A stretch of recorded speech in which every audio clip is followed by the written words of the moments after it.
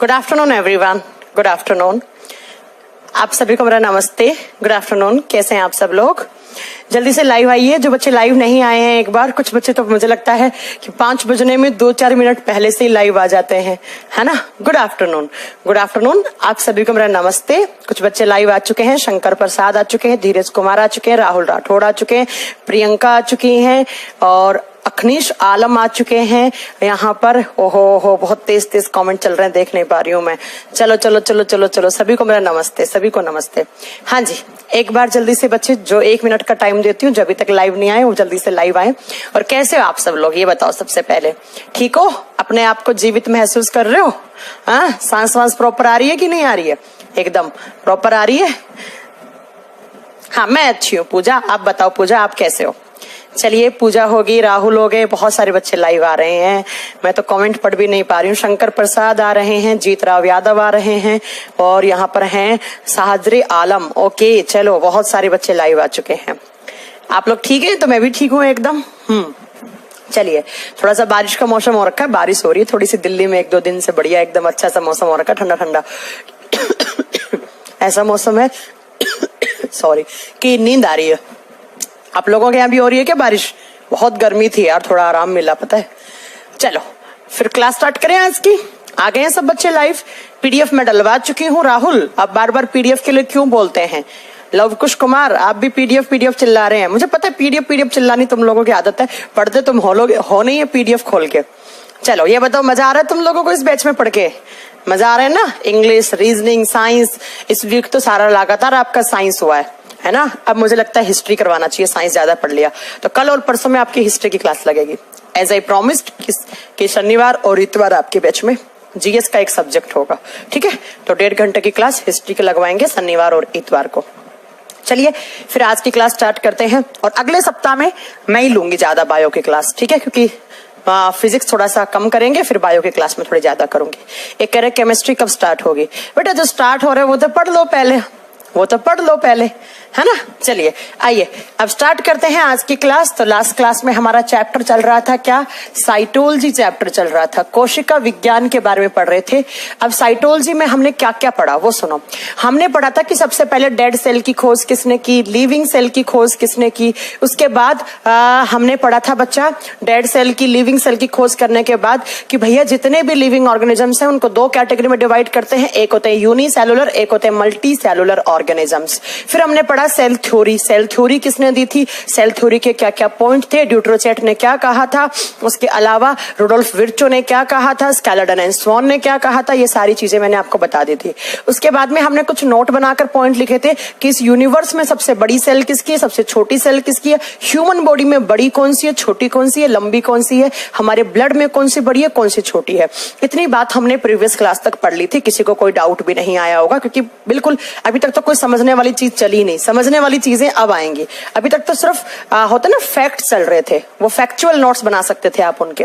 आज हमें पढ़ना है कि इतना आइडिया हो गया हमें कि भैया जितने भी लिविंग ऑर्गेनिजम्स होते हैं वो किससे मिलकर बने हुए होते हैं, सेल से मिलकर बने हुए होते हैं। सारे के सारे जीव कोशिकाओं से मिलकर बने हुए होते हैं। तो क्या मैम इन सेल्स के टाइप भी होते हैं? यस, 2 टाइप की सेल्स होती है इस यूनिवर्स में, इस संसार में। जितने भी लिविंग ऑर्गेनिजम्स हैं वो 2 टाइप की सेल से मिलकर बने हुए होंगे। कौन कौन सी सेल्स हैं? तो लिखेंगे कोशिका 2 प्रकार की होती हैं, 2 टाइप्स ऑफ सेल्स। नंबर 1 पे आती है प्रोकैरियोटिक सेल।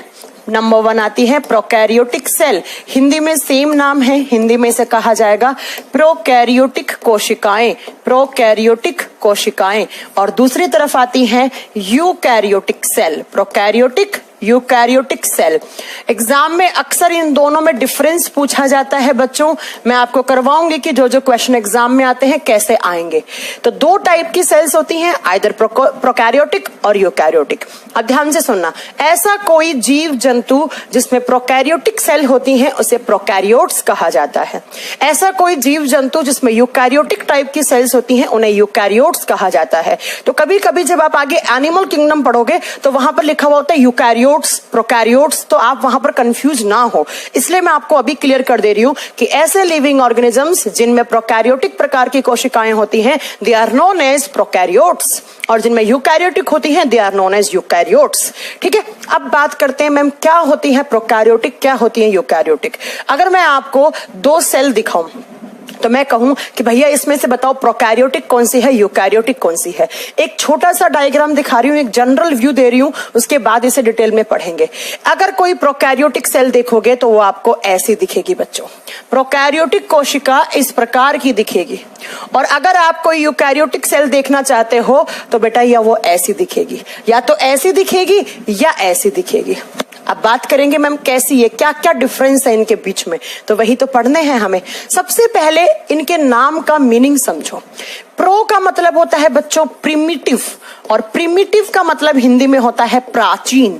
प्राचीन का मतलब होता है पुराना, पुराना। जैसे आप पढ़ते होंगे ना पुराना, आप इतिहास पढ़ते होंगे। यू का मतलब होता है न्यू, और न्यू का मतलब होता है नया। तो यहां पर प्रो का मतलब हो गया प्रिमिटिव या प्राचीन या पुराना, यू का मतलब हो गया न्यू या नया। कैरियोटिक टर्म का मतलब होता है बच्चों न्यूक्लियस। न्यूक्लियस, न्यूक्लियस को कहा जाता है केंद्रक।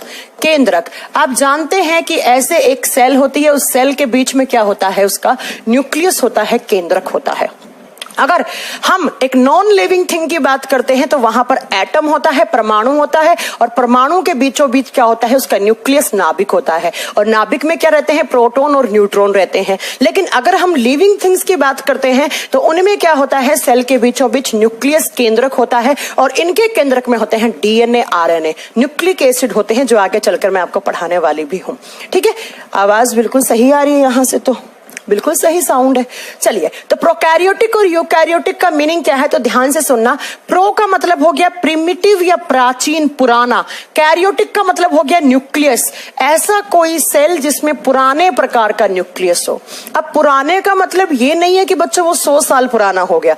पुराने का मतलब है ऐसी कोई सेल जिसमें प्रॉपर उसका न्यूक्लियस का डेवलपमेंट नहीं हो पाया, वो न्यूक्लियस प्रॉपर बन नहीं पाया, वो अविकसित रह गया, मतलब वो लोअर क्लास के एनिमल रह गए, उनकी सेल्स जो हैं वो डेवलप नहीं हो पाई, उनकी कोशिकाएं विकसित नहीं हो पाई।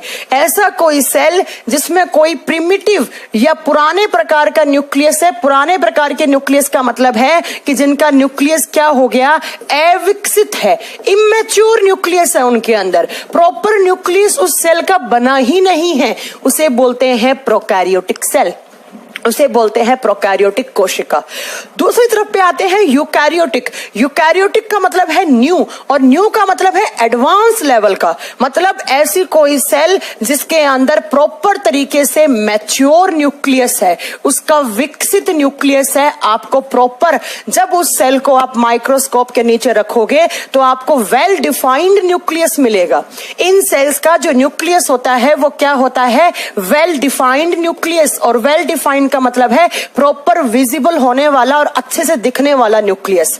आप जैसे ही उस सेल को माइक्रोस्कोप के नीचे रखोगे तो तुरंत आप बता दोगे ये उसका न्यूक्लियस है। तो ऐसी कोई सेल जिसका प्रॉपर न्यूक्लियस मैच्योर हुआ है और वो अपने काम कर रहा है, न्यूक्लियस के जो भी काम है वो अपना काम कर रहा है, जिसमें वेल डिफाइंड न्यूक्लियस है, उसे यूकैरियोटिक सेल कहा जाता है। और ऐसा कोई सेल जिसमें प्रॉपर तरीके से न्यूक्लियस है उसका मैच्योर नहीं हो पाया, वो इमेच्योर रह गया, वो वेल डिफाइंड न्यूक्लियस नहीं है, इसमें न्यूक्लियस आपको दिखेगा ही नहीं, और दिखेगा तो हल्का फुल्का ऐसा लगेगा किसी जमाने में कोई न्यूक्लियस था, लेकिन अब वो न्यूक्लियस ना फंक्शनिंग है, ना कोई ढंग से काम कर रहा है उसका। जैसे मैं आपको दिखाती हूं, ये एक सेल है, इसके अंदर प्रॉपर आपको न्यूक्लियस दिख रहा है इसका। अगर आपको प्रॉपर न्यूक्लियस दिखा है तो किस टाइप के सेल्स होगी, ये यूकैरियोटिक सेल होगी, क्योंकि इसका न्यूक्लियस आपको विजिबल है, ये रहा इसका न्यूक्लियस, केंद्रक लिखा हुआ भी है कि ये रहा इसका न्यूक्लियस।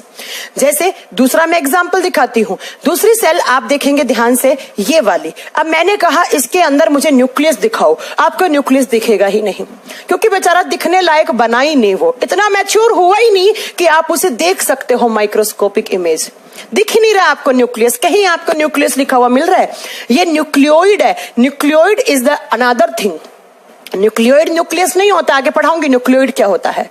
तो ये कौन सी सेल होगी, ये एक प्रोकैरियोटिक सेल होगी। तो सबसे पहला डिफरेंस, जो बेसिक डिफरेंस है और जो इनकी डेफिनेशन बनाता है, वो ये बनाता है कि प्रोकैरियोटिक सेल्स वो सेल्स होती हैं बच्चों जिनका न्यूक्लियस प्रिमिटिव टाइप का है, और जिनमें न्यू का मतलब है वेल डिफाइंड न्यूक्लियस होता है, उसे क्या कहा जाता है आप बताओगे, वो एक यूकैरियोटिक सेल है। दूसरा डिफरेंस क्या आता है इन दोनों में, प्रोकैरियोटिक और यूकैरियोटिक में?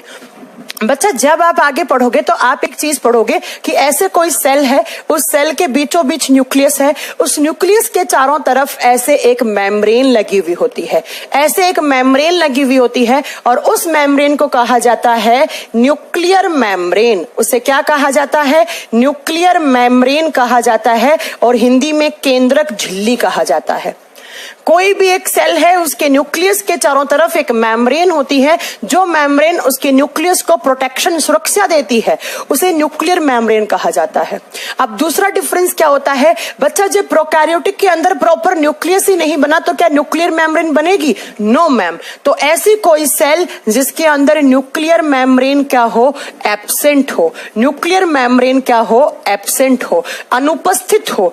हाँ, ये हो सकता है कि हल्का फुल्का अगर उसका न्यूक्लियस बना बेचारे का इमेच्योर सा, तो थोड़ी बहुत कभी न्यूक्लियर मेम्ब्रेन बनी होगी, लेकिन वो रूडिमेंट्री टाइप की होगी, वो क्षतिग्रस्त होगी, वो कोई काम करने लायक नहीं होगी। तो कभी कभी एग्जाम में तो नहीं, एनसीईआरटी में लिखा हुआ है कि भाई जो प्रोकैरियोटिक सेल होती है उनका nuclear membrane is rudimentary. Rudimentary का मतलब है वो पुराना सा बना और वो क्षतिग्रस्त हो गया, वो डैमेज हो गया, वो किसी काम का ही नहीं है।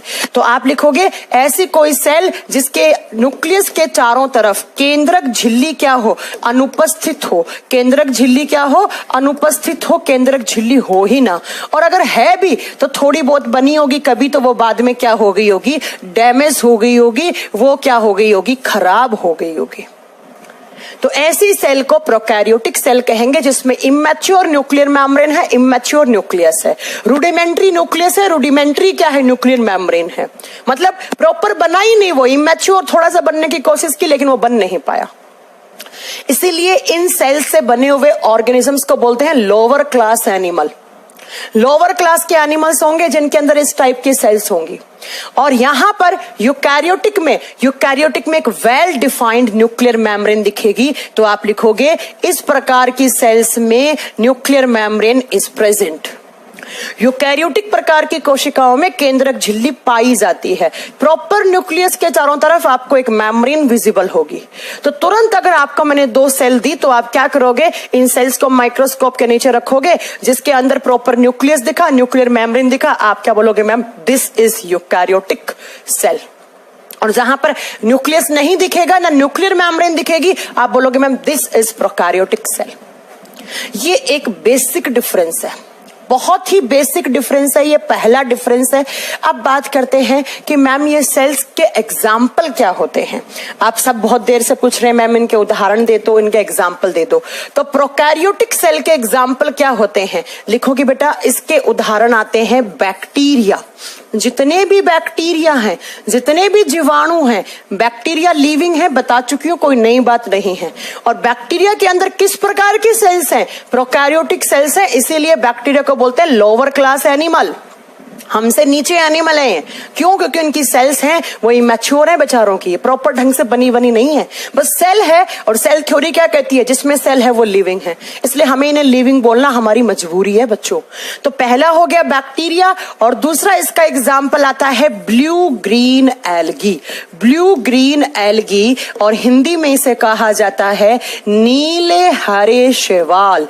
नीले हरे शैवाल, और इनको शॉर्ट फॉर्म में कभी कभी BGA लिखा हुआ आएगा। इन्हीं का दूसरा नाम होता है सियानोबैक्टीरिया। बच्चों एक बात बताऊं तुम लोगों को, ब्लू ग्रीन एल्गी कोई एल्गी नहीं है, ये एक बैक्टीरिया है, लेकिन ये ऐसी बैक्टीरिया हैं जिनमें क्लोरोप्लास्ट होता है। जिनमें क्या होता है, क्लोरोप्लास्ट, हरित लवक होता है। और हरित लवक है इसलिए ये फोटोसिंथेसिस करते हैं और अपना खाना खुद बनाते हैं, इसलिए इनका नाम ब्लू ग्रीन एल्गी पड़ा। ब्लू ग्रीन एल्गी कोई एल्गी नहीं है, एक बैक्टीरिया, ऐसी बैक्टीरिया जो फोटोसिंथेसिस करता है, जो प्रकाश संश्लेषण की प्रक्रिया करता है और अपना फूड खुद अपने अंदर बना लेता है। जैसे प्लांट्स भी क्या करते हैं, फोटोसिंथेसिस करते हैं, अपना भोजन खुद बनाते हैं। कौन सी प्रोसेस के थ्रू, फोटोसिंथेसिस के थ्रू। ऐसे ही बच्चों जो ब्लू ग्रीन एल्गी होती हैं वो भी अपना खाना खुद बना सकती हैं, और ऐसी एल्गी क्या कहलाती हैं, सियानोबैक्टीरिया, बैक्टीरिया ही है ये। BGA, जब भी आप देखोगे BGA तो इसका मतलब क्या होगा, ये एक बैक्टीरिया है। तो इन दोनों के अंदर जितने भी बैक्टीरिया हैं या जितनी भी सियानोबैक्टीरिया हैं, उनके अंदर किस प्रकार की सेल्स होती हैं, प्रोकैरियोटिक टाइप की सेल्स होती हैं। एक क्वेश्चन आता है कि इस धरती पर सबसे पहले लाइफ किसकी आई थी। इस धरती पर सबसे पहले सजीव आए थे ब्लू ग्रीन एल्गी, सबसे पहले आने वाले ये लिविंग हैं। लिख लेना नोट बनाकर अपनी कॉपी में कि इस धरती पर सबसे पहले सक्सेसिव लाइफ किसकी आई थी, BGA, ब्लू ग्रीन एल्गी की सबसे पहले आई थी। उसके बाद धीरे धीरे ये ब्लू ग्रीन एल्गी का क्या होता गया, इवोल्यूशन होता गया। धीरे धीरे ये बैक्टीरिया की सेल बनी, फिर यूकैरियोटिक सेल बनती गई, फिर धीरे धीरे ऐसे करके पूरे लिविंग्स आते गए। तो ये दोनों ऐसे एग्जाम्पल हैं जिनमें जो प्रोकैरियोट्स कहलाएंगे, क्योंकि इनमें किस टाइप की सेल्स होती हैं, प्रोकैरियोटिक टाइप की सेल्स होती हैं। क्लियर है। अब दूसरी तरफ आओ, यूकैरियोटिक सेल किस किस में प्रेजेंट होती हैं। एग्जाम्पल लिखो, प्लांट सेल में जितनी भी पादप कोशिकाएं हैं उनमें किस प्रकार की सेल्स हैं, यूकैरियोटिक सेल है। दूसरा एग्जाम्पल लिखो, फंगी सेल, फंगी का मतलब होता है कवक, जितने भी कवक हैं उनमें किस प्रकार की सेल्स होती हैं, आप लिखोगे यूकैरियोटिक। जितने भी एल्गी हैं, एल्गी का मतलब होता है शैवाल, ये शैवाल अलग है बच्चों और ये शैवाल अलग हैं। ये तो बैक्टीरिया है, सियानोबैक्टीरिया है, तो ये तो सियानोबैक्टीरिया मैंने बोल दिया है। और नेक्स्ट एग्जांपल लिखोगे इसके अलावा एनिमल सेल, जितने भी एनिमल हैं, जंतु कोशिका, गाय, भैंस, घोड़ा, बकरी, मेंढक, छिपकली, कॉकरोच, केचुआ और हम लोग, मैमल्स की भी सेल यही आएंगी। तो इन सब में किस प्रकार की सेल्स होती हैं, आप बताओगे बेटा यूकैरियोटिक। इसलिए दे ऑल आर क्या है, यूकैरियोट्स हैं।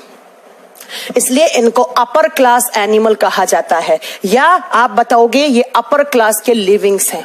क्यों? क्योंकि इनमें मैच्योर सेल्स हैं, इनमें विकसित प्रकार की कोशिकाएं हैं। तो एग्जाम में क्वेश्चन आएगा कि blue green algae, plant cell, algae cell, fungi cell और एनिमल सेल, इनमें से बताओ कौन सा एक प्रोकैरियोट्स होगा। तो कौन सा होगा prokaryotes, BGA, blue green algae. तो सबसे बेसिक डिफरेंस आपको मालूम चल गया है प्रोकैरियोटिक और यूकैरियोटिक में भैया, जिसमें वेल डिफाइंड न्यूक्लियस होगा, न्यूक्लियर मेम्ब्रेन होगी, दैट इज यूकैरियोटिक सेल। और ये अपर क्लास के लिविंग्स में होती है। अपर क्लास मतलब हाई क्लास, जिनकी सेल्स मैच्योर हुई हैं।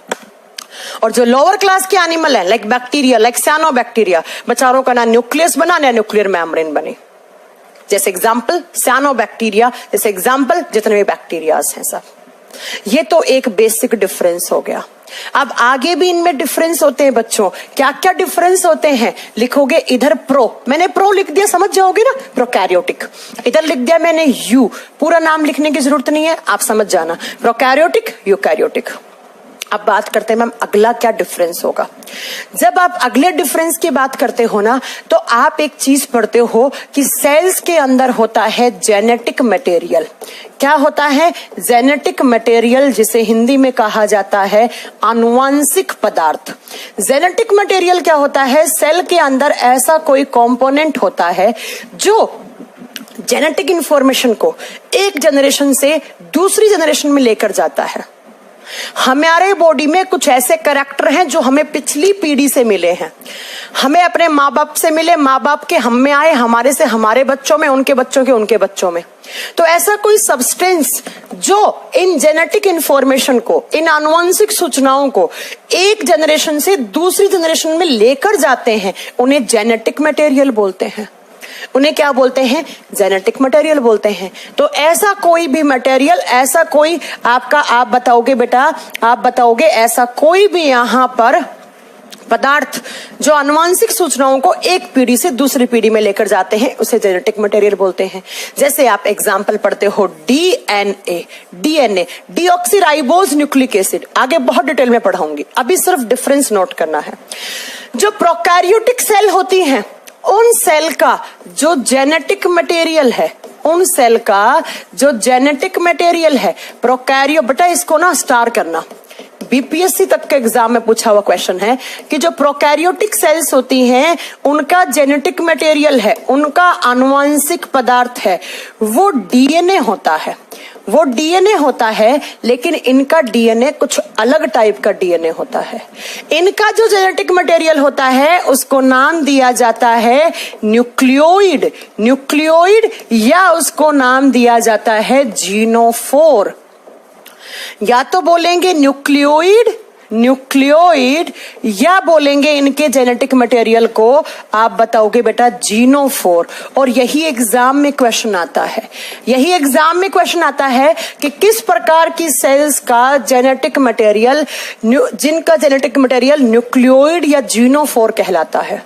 तो किस प्रकार की सेल्स का? प्रोकैरियोटिक सेल का। अब मैम न्यूक्लियोइड या जीनोफोर का मतलब क्या होता है? ध्यान से सुनना, प्रोकैरियोटिक सेल में न्यूक्लियस तो होता नहीं है, तो इनका जो डीएनए है या इनका जो जेनेटिक मटेरियल है वो न्यूक्लियस में तो है नहीं, और ऐसे ही इनकी सेल में पड़ा हुआ होता है, ऐसे स्प्रिंग का जैसा ऐसे पड़ा हुआ होता है, क्योंकि बेचारों में न्यूक्लियस तो है नहीं। जनरली जो जेनेटिक मटेरियल होता है वो न्यूक्लियस के अंदर पैक्ड होना चाहिए, लेकिन इनके अंदर बेचारियों के पास न्यूक्लियस तो है नहीं। जब न्यूक्लियस नहीं है तो इनका जो डीएनए है वो ऐसे ही बाहर ऐसे स्प्रिंग की तरह ऐसे जाल बंधा हुआ पड़ा रहता है। और ऐसा न्यूक्लिक एसिड या ऐसा कोई डीएनए जो न्यूक्लियस में नहीं है बेटा वो प्रोटेक्टिव नहीं होता है, ये कभी भी कट सकता है, फट सकता है, कुछ भी हो सकता है इसके साथ। तो इनका जो डीएनए जो ऐसे ही बिखरा पड़ा है और जो क्या है, जो अनप्रोटेक्टिव है, जो क्या है अनप्रोटेक्टिव का मतलब है असुरक्षित है, ये कभी भी टूट सकता है, कभी भी डीएक्टिवेट हो सकता है। तो ऐसा डीएनए जो न्यूक्लियस में नहीं है और ऐसे ही पड़ा है, अनप्रोटेक्टिव है, उसी डीएनए को कहा जाता है न्यूक्लियोइड या जीनोफोर। न्यूक्लियोइड या जीनोफोर। बेचारे जो प्रोकैरियोट्स होते हैं उनके अंदर क्या नहीं होता है, न्यूक्लियस तो होता नहीं है, तो उनका डीएनए ऐसे ही घुमा हुआ पड़ा रहता है बेटा, और वो अनप्रोटेक्टिव है, मतलब वो असुरक्षित है, वो कभी भी डैमेज हो सकता है, क्योंकि न्यूक्लियस के अंदर जो चीज होती है वो हमेशा सेफ रहती है। तो ऐसा कोई डीएनए जो अनप्रोटेक्टिव है और वो ऐसे ही पड़ा सेल के अंदर बिना न्यूक्लियस के बाहर की तरफ पड़ा है ऐसे ही, तो उसे कहा जाता है न्यूक्लियोइड या जीनोफोर। तो आपसे पूछेगा एग्जाम में किस प्रकार की सेल्स का जेनेटिक मटेरियल न्यूक्लियोइड कहलाता है या जीनोफोर कहलाता है, या पूछेगा what is nucleoid, what is genophore, तो आपको वहां पर आपकी सिट्टी बुट्टी गुम हो जाएगी अगर नहीं पढ़ा होगा कॉन्सेप्ट। तो दिखाऊं मैं आपको, आप बोलोगे मैम दिखाओ, ये देखो, ये रहा इनका न्यूक्लियोइड रीजन, ये बेचारों का न्यूक्लियोइड रीजन है, ऐसे ही घुमा हुआ पड़ा है, ऐसे ही कभी भी डैमेज हो सकता है, ये अनप्रोटेक्टिव है, इसीलिए इसका नाम क्या पड़ा है, न्यूक्लियोइड पड़ा है। और इनके डीएनए की एक खास बात और होती है बच्चों, सुनना, इनका डीएनए जो होता है वो होता है सिंगल हेलिक्स। इन सेल्स का जो डीएनए है ऐसे सिंगल हेलिक्स है। सिंगल हेलिक्स का मतलब होता है एक ही कुंडली में घुमा हुआ है, एक कुंडलित, ऐसे एक कुंडली में घुमा हुआ है, और इनका डीएनए होता है बच्चों वो सर्कुलर होता है, गोल होता है, ऐसे एक ही कुंडली है, कोई दो हेलिक्स नहीं है, और ऐसे गोल घुमा हुआ होता है। तो पूछ ले ये किसका डीएनए है? सिंगल हेलिक्स या सर्कुलर डीएनए किस प्रकार की सेल्स में होता है? प्रोकैरियोटिक टाइप की सेल्स में होता है। हाँ जी पूजा, न्यूक्लियोइड का मतलब ही क्या है? ऐसा कोई डीएनए, आप कह रही हैं कि न्यूक्लियोइड का मतलब डीएनए है क्या? बेटा मैं ये कहना चाह रही हूँ कि ऐसा डीएनए, ऐसा जेनेटिक मटेरियल जो न्यूक्लियस में नहीं है तो वो बिल्कुल भी प्रोटेक्टिव नहीं है, अनप्रोटेक्टिव है, तो वो कभी भी डैमेज हो सकता है, और वो सर्कुलर है और वो सिंगल हेलिक्स है। तो इस डीएनए को न्यूक्लियोइड या जीनोफोर कहा जाता है। जबकि आप यूकैरियोटिक की बात करोगे तो यूकैरियोटिक का जो डीएनए है वो किस में होगा? एक तो उन सेल्स के न्यूक्लियस में होगा, सेल्स के अंदर न्यूक्लियस है यूकैरियोटिक में, तो भैया जब न्यूक्लियस है तो डीएनए कहाँ पड़ा होगा? न्यूक्लियस में पड़ा होगा। कहां पड़ा होगा? न्यूक्लियस में। और इनका जो डीएनए होता है वो होता है डबल हेलिक्स। डबल हेलिक्स का मतलब है दो कुंडलियों में, द्विकुंडलित, दो कुंडलियों में घुमा हुआ होता है। एक ऐसे रहती है कुंडली, दूसरी ऐसी रहती है। तो हमारे बॉडी में जो डीएनए वो कैसा होगा? ऐसा। किसी प्लांट का डीएनए होगा वो ऐसा दिखेगा, है ना? समझ रहे हो आप? क्योंकि प्लांट, एनिमल, ये सब क्या होते हैं? ये सब यूकैरियोट्स होते हैं। तो हमारी सेल्स का जो डीएनए है वो न्यूक्लियस में है, और न्यूक्लियस में है तो इसका मतलब उससे प्रोटेक्शन मिला हुआ है। इसका मतलब वो क्या है? वो प्रोटेक्टिव न्यूक्लिक एसिड है। या प्रोटेक्टिव क्या है? जेनेटिक मटेरियल है, मतलब सुरक्षित है। तो एग्जाम में पूछ ले किस प्रकार की कोशिकाओं का न्यूक्लिक एसिड या डीएनए या जेनेटिक मटेरियल सुरक्षित है, तो किस प्रकार की? यूकैरियोटिक की। लेकिन बेचारी प्रोकैरियोटिक सेल्स है, उनके पास न्यूक्लियस है ही नहीं, तो उनका न्यूक्लियोइड बन जाता है या जीनोफोर कहलाता है, और उनका जो जेनेटिक मटेरियल है वो अनप्रोटेक्टिव है, वो असुरक्षित है, और वो सिंगल हेलिक्स होता है, और वो सर्कुलर गोल घुमा हुआ होता है। जबकि एक यूकैरियोटिक सेल का डीएनए न्यूक्लियस में दिखेगा। हाँ, वो बात अलग है, न्यूक्लियस के अलावा माइटोकॉन्ड्रिया में दिखता है, क्लोरोप्लास्ट में दिखता है, वो सब बात की बातें हैं। फिलहाल हम बेसिक लेकर चल रहे हैं, ठीक है? और दूसरा, उनका न्यूक्लियस डबल है, उनका जो डीएनए है या उनका जेनेटिक मटेरियल है वो डबल हेलिक्स होगा, ऐसा दिखेगा आपको। दो हेलिक्स, एक कह रहे हेलिक्स का मतलब क्या है? एक कुंडली, दूसरी कुंडली, इनको बोलते हैं double helix. Double helix model किसने दिया? ये क्वेश्चन है रोहित का। रोहित जी, हम सब पढ़ाएंगे आपको आगे, ये डीएनए कम से कम 1.5 घंटे पढ़ाऊंगी आपको, लेकिन रुक जाओ, थोड़ा पेशेंस रखा करो। हर क्लास में थोड़ी डांटूंगी तुम लोगों को यार, तीसरी चौथी क्लास के बच्चे नहीं हो ना। जो पढ़ा रही हूं बस उसे कान खोल के सुनो, उसे ऐसा कर लो कि कभी उससे क्वेश्चन आए तो आप कभी स्किप ना करो। बाकी आगे सब मैं पढ़ाऊंगी, तुम लोग चिंता मत करो, सब करवाऊंगी। मुझे पता है कि तुम लोगों के दिमाग में क्वेश्चन आया होगा कि डबल हेलिक्स मॉडल किसने दिया, लेकिन सही समय पर आने पर सही जगह पढ़ाना ही एक अच्छे टीचर की पहचान होती है। समझ रहे हो? अब बोलोगे आप अपने आप को अच्छा बोल रहे हो, तो तुम भी अच्छे बच्चे बन जाओ, अच्छे बच्चों की तरह पढ़ो ना। अभी रुको बेटा, आगे पढ़ाएंगे आपको बहुत अच्छे से। डीएनए क्या होता है, जीन क्या होता है, क्रोमोसोम क्या होता है, सब पढ़ाएंगे आपको, डीएनए का स्ट्रक्चर, लेकिन सही समय आने पर। फिलहाल बस जितना काम का है उतना नोट करवाना मेरा यहाँ पर ड्यूटी है। तो नेक्स्ट डिफरेंस क्या हो गया प्रोकैरियोटिक और यूकैरियोटिक में? उनके जेनेटिक मटेरियल का हो गया, उनके आनुवंशिक पदार्थ का हो गया, ठीक है? अब नेक्स्ट पॉइंट मैं आपको और क्या बताती हूं कि प्रोकैरियोटिक और यूकैरियोटिक सेल में क्या क्या डिफरेंस देखने को मिलेंगे आपको। तो प्रो का मतलब क्या है? प्रिमिटिव, पुराने प्रकार का न्यूक्लियस, इमेच्योर न्यूक्लियस। यू का मतलब न्यू का मतलब क्या है? Well defined nucleus. आइए प्रोकैरियोटिक में जब मैं बात करती हूं ना बच्चा इस डीएनए की, जो भी मैंने बनाया है, इस डीएनए के ऊपर कुछ प्रोटीन प्रेजेंट होती हैं, ऐसे आगे पढ़ाऊंगी मैं आपको। इन प्रोटीन को कहा जाता है हिस्टोन प्रोटीन।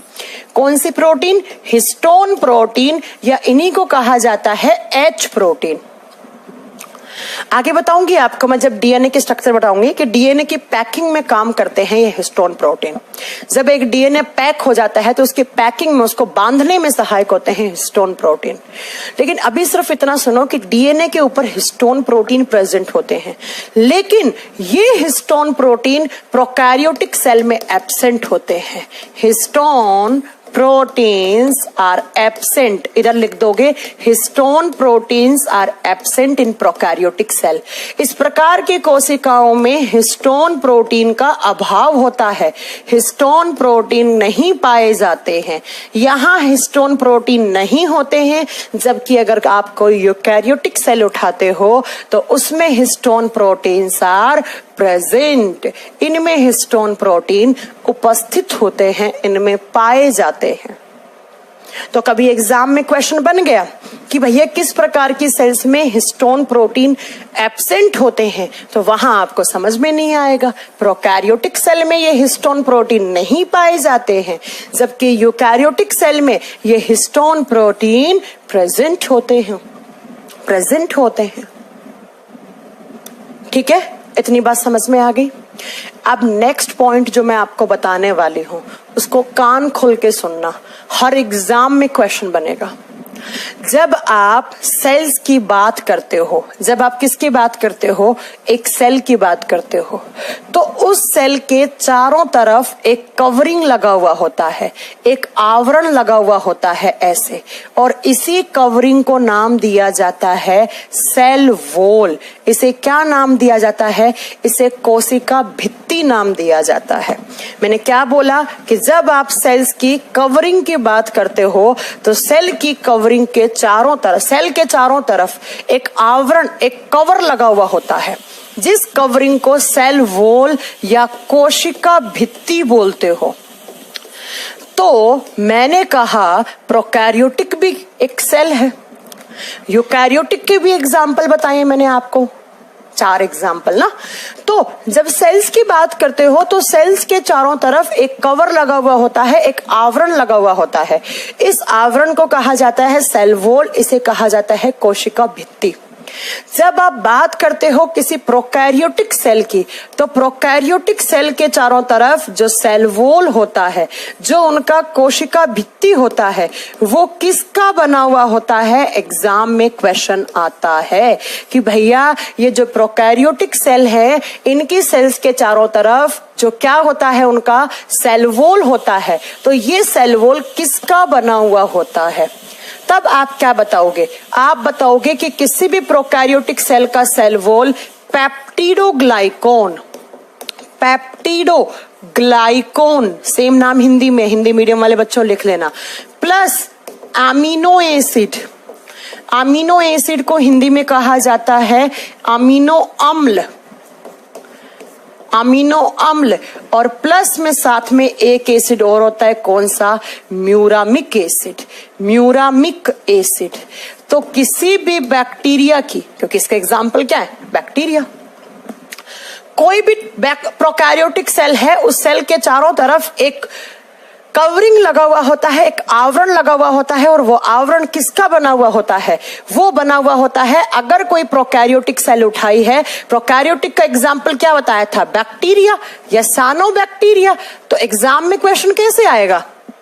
एग्जाम में क्वेश्चन आएगा कि बैक्टीरिया की सेल वॉल किसकी बनी हुई होती है?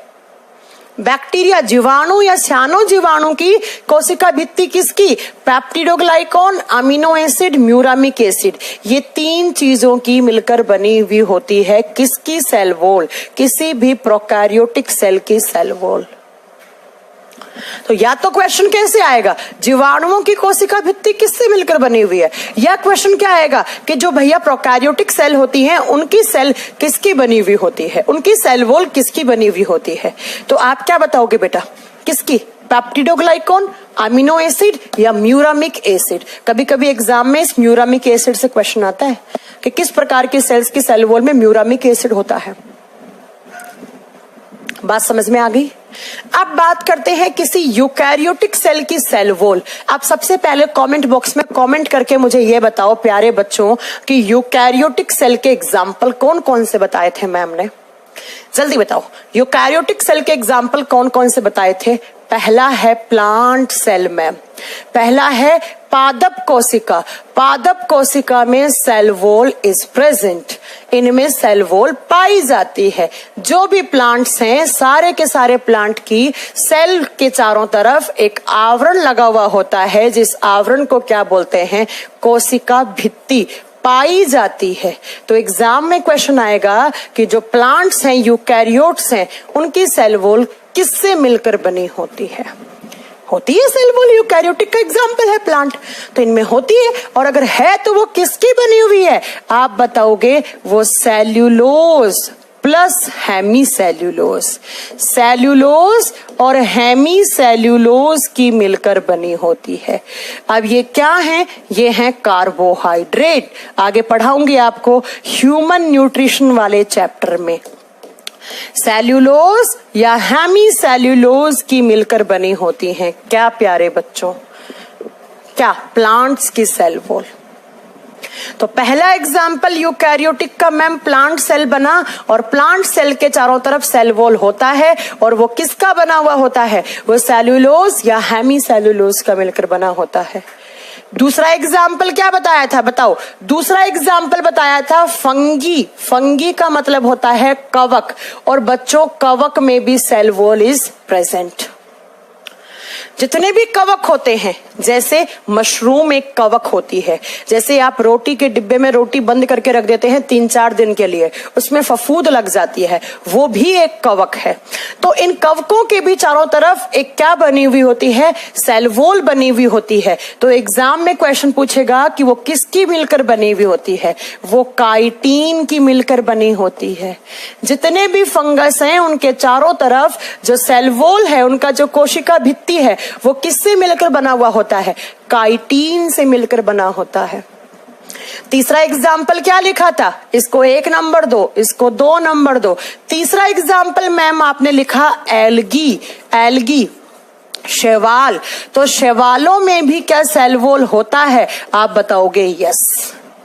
आगे मैं आपको शैवाल बताऊंगी, रेड कलर के भी होते हैं, भूरे कलर के भी होते हैं, आगे बताएंगे आपको ग्रीन कलर के भी होते हैं। तो जो शैवाल हैं, उन शैवालों की सेल्स के चारों तरफ भी सेल वॉल इज प्रेजेंट, कोशिका भित्ति पाया जाता है। अब ये किसका बना हुआ होता है, तो एल्गीज का जो सेल वॉल होता है बच्चों, वो सेल्यूलोज, और सेल्यूलोज के साथ होता है कैल्शियम कार्बोनेट, और प्लस होता है गैलेक्टोन्स। गैलेक्टोन्स और कुछ साथ में मिनरल्स हो सकते हैं। मिनरल्स का मतलब होता है पोषक खनिज तत्व, खनिज तत्व जैसे कैल्शियम वगैरह हो सकता है। गैलेक्टोन्स, गैलेक्टोन्स और साथ में क्या हो गया बेटा, सेल्यूलोज और कैल्शियम कार्बोनेट। ये किसका फॉर्मूला है, ये कैल्शियम कार्बोनेट का फॉर्मूला है। तो अगर आपसे पूछ ले कि एल्गी की सेल वॉल किससे मिलकर बनी हुई होती है, तो आप क्या बताओगे, एल्गी की cell wall galactans, minerals, cellulose, calcium carbonate की मिलकर बनी होती है।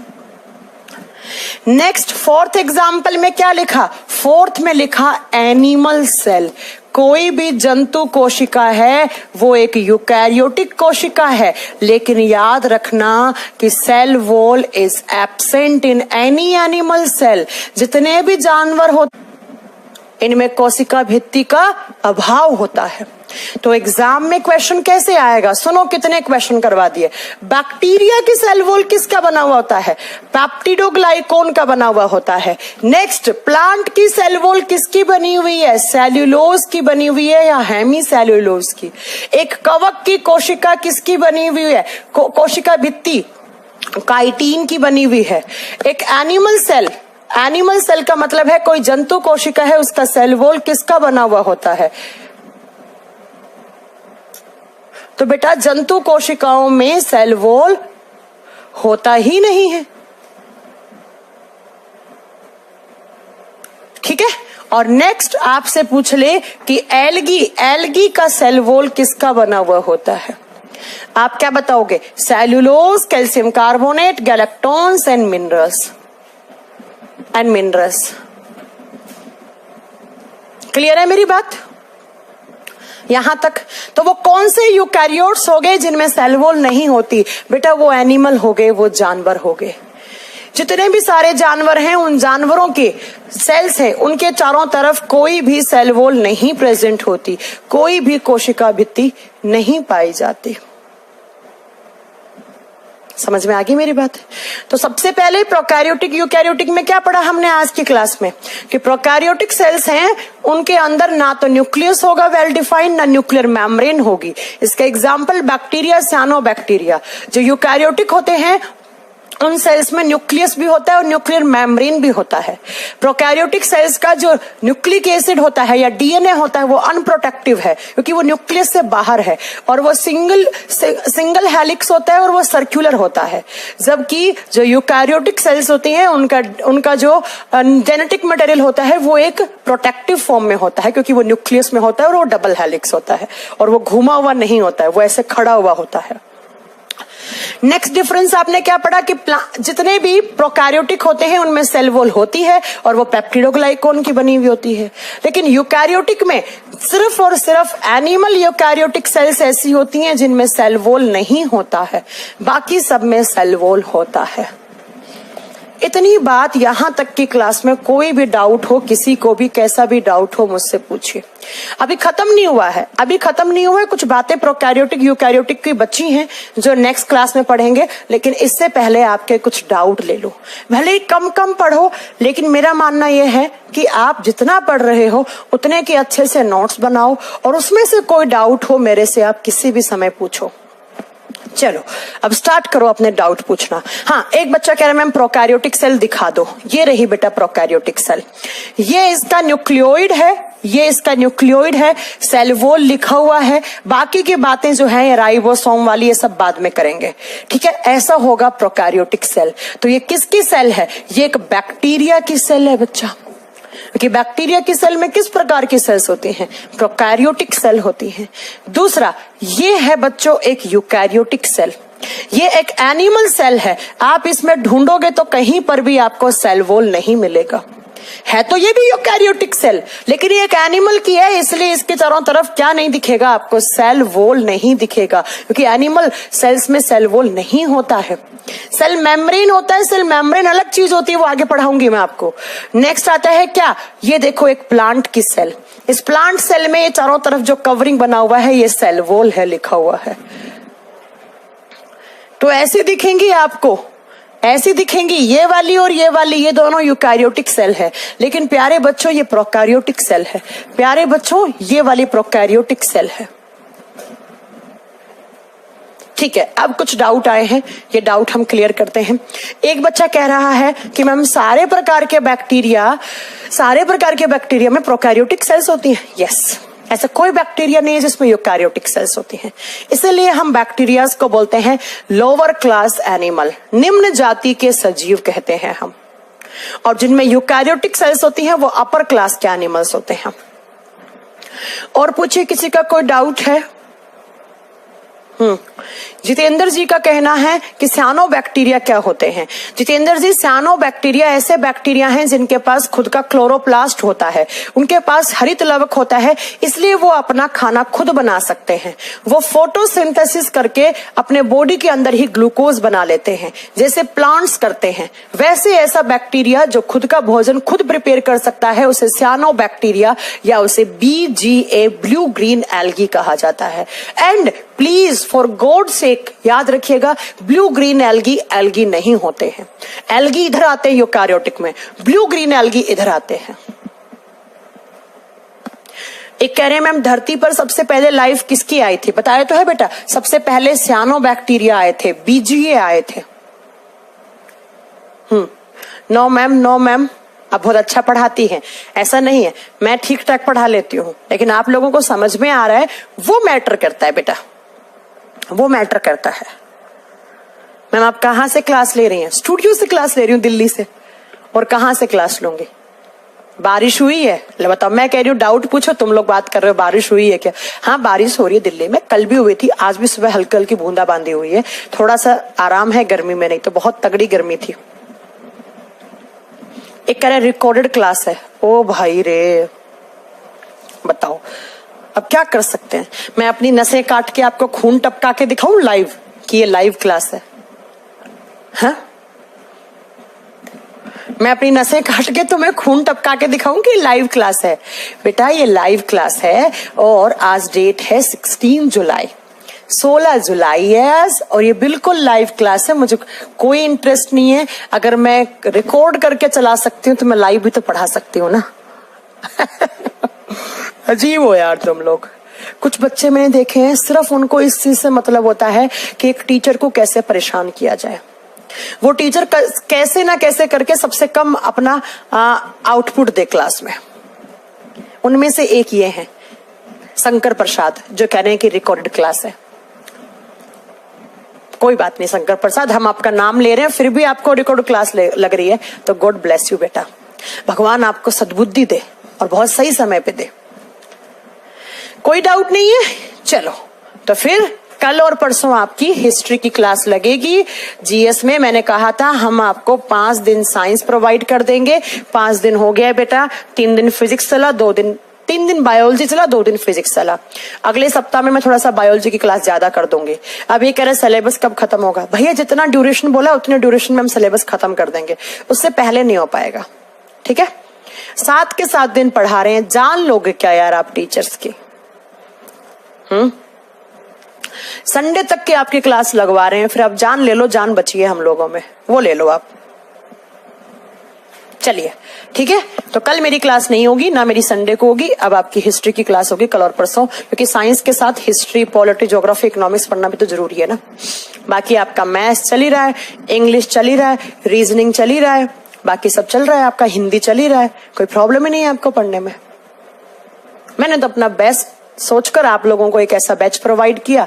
अब इसमें भी यार आप लोग अच्छे अच्छे टीचर्स दिए, बढ़िया टीचर्स को इतना अमाउंट जा रहा है इस बैच का, तुम लोगों को नहीं पता है सारी चीजें। मैं ऑन कैमरा डिस्कस नहीं कर सकती ना, लेकिन फिर भी तुम लोगों को यार शिकायतें हैं यार।